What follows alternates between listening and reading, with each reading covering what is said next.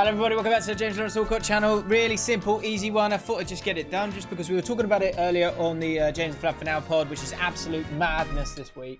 I don't know what we're even talking about at this stage, but generally it's around football and it's generally kind of funny. So go check it out. It's really good. And subscribe to the channel whilst you're here watching me.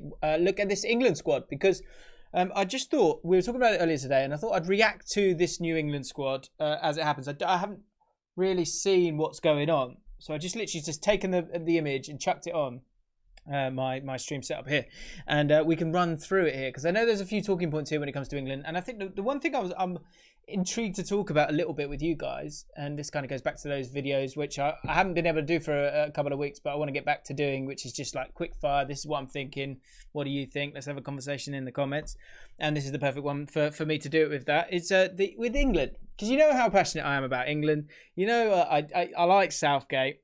I like him as a person, and I think he's got a good coaching team around him. But I think there's a bit of sort of like apathy at this time of the year. There always is, because people are like, oh, the Premier League's starting to get going. We're really excited about all that stuff. And then it gets kind of stopped in its tracks by friendlies that don't feel as competitive. I quite like the Nations League, and I think it will come to be stronger and stronger, but nothing's the same as the World Cup or the Euros. And we're also getting to that point where the expectations that we didn't have at the World Cup and then we kind of exceeded, we're now at a point where we've got a really good squad and we've got a real depth to the squad as well. So I just feel like it's the easy thing to do is just kind of go heavy on England. And overall, I think we're managing it quite well. We're moving forward quite well. The Nation League's games, obviously it's frustrating to not get the points against Denmark. Maguire and Reece James both suspended for that one, so it'd be interesting to see if they're in the squad. And but the Belgium game was one of those where it's like you're kind of like Jekyll and Hyde in terms of like old England, new England, and the sort of new element of it was that we kind of got the job done. I know De Bruyne came off injured, they had a few players out, it didn't have Hazard. Who knows what they'll be like when it gets around to the Euros, but we did win the game, you know, against a good team, so let's not forget that. I think that's important. Right. Without further ado, let's have a look at this squad then. Okay. I'm literally going to go from top to bottom. I promise you, I haven't seen this just yet. Okay. So Dean Henderson, Jordan Pickford, and Nick Pope. That feels about right to me. I don't see anyone else who kind of could have been in there. It'd be interesting to see how long it will take for Dean Henderson to really knock at the door. I know a lot of people loved him last season, rightly so. He's not really getting many games. He obviously got the Istanbul game for Man United, which is not the best one for him. Jordan Pickford taken out the other week, but Ancelotti very, very clear in the fact that he's like, this is my goalkeeper, don't worry about it. Jordan, don't worry about it. And Crouchy on the Match of the Day too was talking about how I think they just taken him out of the firing line, which I think is a good idea after everything that happened with the Merseyside derby. There's always going to be a lot of pressure on him now because kind of familiarity breeds contempt, and then you add in the poor form that he has shown, and there's going to be a bit of pressure on him. So at the moment it's him and Nick Pope. Nick Pope played in some of the friendlies, I think, and Pickford played the Nations League game. So I expect with this one, the games coming up, I think we've got a friendly with Ireland, and then we've got a couple of Nations League games. But yeah, it's England, then it's Belgium, and then it will be Iceland in the Nations League. So two important Nations League games. They're all tournaments. You want to do well in them. You want to win them. We got to the semi-finals last time. Let's keep it moving forward. So I think Jordan Pickford will play. Oh, he'll play, and Nick Pope will drop to the bench, but I expect Nick Pope to maybe play the friendlies and maybe see if he can kind of impress there. I think with Nick Pope, I think he believes that Pickford's better with his feet, and he's generally not let him down for England, so he's sticking with him at the moment.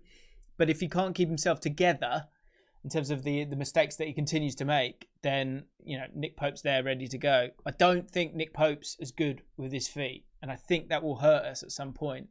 Or it's going to make us tweak the way that we're playing. So, I mean, that's another video for another time in terms of my final squad for the Euros, which I might do soon. Into midfield, right? Trent Alexander-Arnold, Ben Chilwell, Connor Cody, Eric Dyer, Joe Gomez, Reece James. Reece James, okay. Michael Keane, Harry Maguire's in there as well. Ainsley Maitland-Niles, Tyrone Mings, Bukayo Saka, Trippier, Walker. Hang on a minute. So we were talking about this in the pod with Flav. Lamptey's been amazing. Should he get an opportunity? We generally kind of came to the conclusion that maybe it's almost not worth it at this stage. But I guess if his form is so good, then you might need to kind of have a look at it. But we've got so many good right backs at this stage that it's getting quite tricky. But Trent, Reece James, Gomez could play there if you wanted him to. Ainsley Maitland-Niles, not Saka's left back, isn't he? Trippier and Walker. We've got 6 fullbacks, 6 right backs. What? So I don't really understand that. I don't think there's the need for that many players. And with Chilwell back in the team, he seems to have Trippier as a bit of a favourite of his. But I think when you list your right backs for England, he's not up there, is he? I don't think he's up there. So I don't know why Trippier's in there. I don't know why Reece James is in there when he can't play 2 of the games. And Harry Maguire is going to miss one of them. Harry Maguire I could understand because I'm not sure how many great centre-back options you've got. But you've got... Are you going to play 3 at the back? It'd be interesting to see if he does that. And he could do, because that might allow you to use Kyle Walker again, who I like as that 3rd centre-back. I do actually quite like him there. But he's in great form. I know Guardiola's been sort of raving about him recently, saying he's playing the best football of his career. So it'll be interesting to see what that starting lineup is. But maybe that's a decision for another day. But he's got the options with Conor Cody, who came in did well to do 3 or to do 4 at the back. Have 2 centre-backs. Eric Dyer had moments, but I think he's still a bit shaky for me. I'm not totally sure yet, but maybe still learning as a centre-back. Keane generally hasn't let down England too much from what I remember. There's a few shaky players in there. It'll be interesting to see how we get on against Belgium. And I don't understand the point in having Reece James in there. That seems stupid to me. Unless you're trying to kind of ingratiate him with the squad, that's one thing. But otherwise, it feels a bit pointless to me. Into midfield, not many midfielders. I think it hints at the idea that we're going to play. I mean, Maitland-Niles can play further forward, I guess. It hints at the idea that we might play 3 at the back in one of these games. Generally, in those big games, the Belgian one last time out, he likes to have 2 kind of sitting players in there, and that will generally be Henderson and Declan Rice. Phillips is injured, so he's not in this squad. So he's gone with Foden, who's back in. So Foden's back into the squad. Interesting. Mason Mount. Oof, I thought Grealish wasn't in there. I was going to go mad. So players that he sees as playing in midfield then. Foden, Henderson, because I think that's what this gives away a little bit as well. Mount, who I really, really like. Not as much as Southgate, but I like him. James Ward-Prowse, I think he deserves to be in the squad. He's another one of Southgate's boys who he's kind of had since the under 21, so I understand why he's in there. Wink's not playing as much football as he has been, but again, he's been a part of the squad for quite a long time, and with Phillips out, maybe that makes sense. I get it. I get the midfield. I think that works. I think your starting 2 will probably be Declan Rice and Jordan Henderson. I'm not sure if there's anyone else that's missing out of that you would have expected. Let me know in the comments below. But the midfield is quite a quiet area for us. We've still got a few players missing. Oxlade-Chamberlain, you'd love to have that kind of energy in that squad as well. But yeah, not too many else knocking about you can put in there, because I think after that you're playing attacking midfielders like Grealish and the rest of them. So that front 6, is it? 1, 2, 3, 4, 5, 6, 7. Sorry, Tammy Abraham. I like that. Calvert-Lewin deserves to keep his place. Danny Ings is the big talking point here, because Danny Ings is obviously injured for 4 to 6 weeks. So there was a bit of chat about Patrick Bamford. Yeah, Patrick Bamford. I don't mind him, but I think he's a long way off. I don't think it's worth it for someone who's not really going to get near the squad. Antonio, with his injury, that's a gutting one for him, because I think he would have been knocking at the door, and I wonder if he would have been given an opportunity just to kind of reward his good work. That said, he's a bit ageist. He's not really a fan of those older players. He likes to have the younger guys who he can sort of progress through. So that he might not have even got the chance, but I would have been ready to get angry if he hadn't been in there. But that works for me. I think Jack Grealish is in there again. It's going to be interesting to see if he starts, and it's going to be interesting to see if he starts in the big games. And actually, it's going to be really interesting, Jack Grealish, if he starts against the Republic of Ireland. Because obviously he's got previous with them. Abraham's, you've got 2 big men up front, I guess, in Calvert-Lewin and Abraham.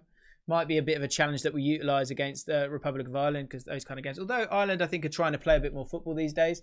Kane, you're wanting for those Belgian games and the Iceland games as well. Sterling, of course, Sancho, Rashford. I think your front three is probably Kane, Rashford and Sterling. Sancho was one of the guys that Southgate didn't actually use that much. I was expecting to use him a bit more, but he didn't. So, but no Marcus Greenwood. No Marcus Greenwood here, because I think actually I'm not sure you need Calvert-Lewin and Abraham.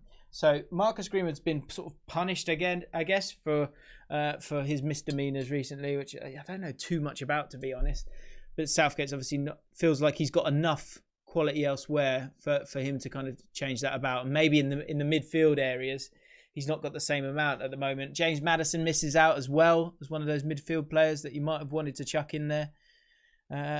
But again, I'm not sure you're going to kind of utilise him really, because it'd be interesting to see how he sets up. Is he going to play with a 3 at the back with Cody, or is he going to play with a 4-4-2? That's not 4-4-2, a 4-3-3. Sorry.